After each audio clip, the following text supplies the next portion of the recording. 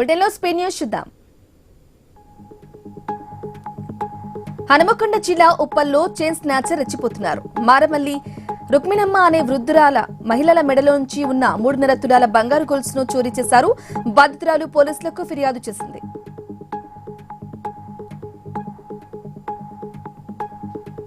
జనగామ జిల్లా పాలకుర్తిలోని ప్రగతి విద్యానిలయం పాఠశాలలో ముందస్తు ఉగాది సంబరాలు నిర్వహించారు. పాఠశాలలోని ఉపాధ్యాయులతో కలిసి విద్యార్థులు ఉగాది పచ్చడి, స్వీట్లు తయారు చేసి ఒకరికొకరు పంచుకున్నారు.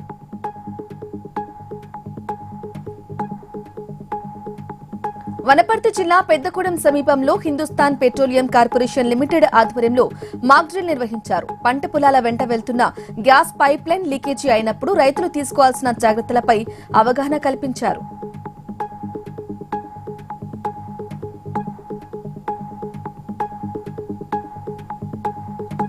మంచిర్యాల జిల్లా నంబాలలో విషాదం చోటు చేసుకుంది.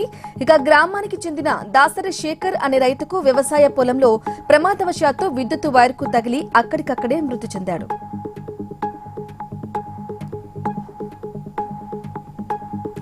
కామారెడ్డి జిల్లా హన్మజీపేట్ అటవీ ప్రాంతంలో చిరుత కలేపరం లభ్యం కేసులో అటవీశాఖ అధికారులు విచారణ చేపట్టారు.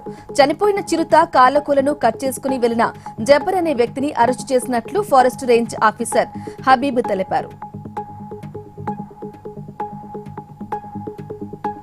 99 రోజుల ప్రజాపాలన ప్రగతి ప్రణాళికలో భాగంగా బాలనగర్ పోలీసుల ఆధ్వర్యంలో మాదక ద్రవ్యాలపై అవగాహన కార్యక్రమం నిర్వహించారు.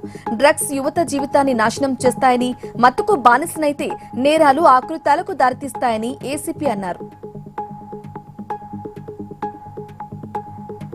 తిరుపతి, నెల్లూరు జిల్లాలో దొంగతనాలకు పాల్పడుతున్న ముఠా గుట్టురట్టు చేశారు పోలీసులు.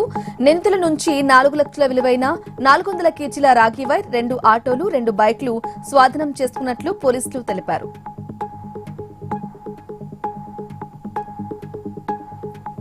కడప ఆర్టీసీ బస్టాండ్లో దివ్యాంగ శక్తి పథకాన్ని ఎమ్మెల్యే మాధవిరెడ్డి ప్రారంభించారు. దివ్యాంగ శక్తి పథకం ఉగాది పండుగ నుంచి దివ్యాంగులు సంతోషంగా ఉపయోగించుకోవచ్చని ఎమ్మెల్యే తెలిపారు.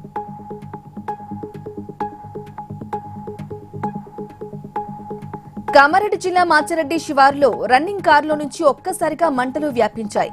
మంటల్లో కారు పూర్తిగా దగ్ధమైంది. ఇక పొగలు రావటాన్ని గమనించిన డ్రైవర్ శ్రీనివాస్ గౌడ్ కారును రోడ్డుకు పక్కకు నిలిపివేయడంతో ప్రాణాపాయం తప్పింది.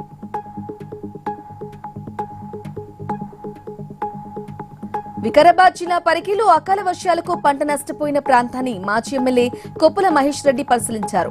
రైతులకు పంట నష్ట పరిహారం అందించాలని, వడగండ్ల వానకు మృతి చెందిన 200 మేకల కుటుంబాలకు ప్రభుత్వం ఆదుకోవాలని డిమాండ్ చేశారు.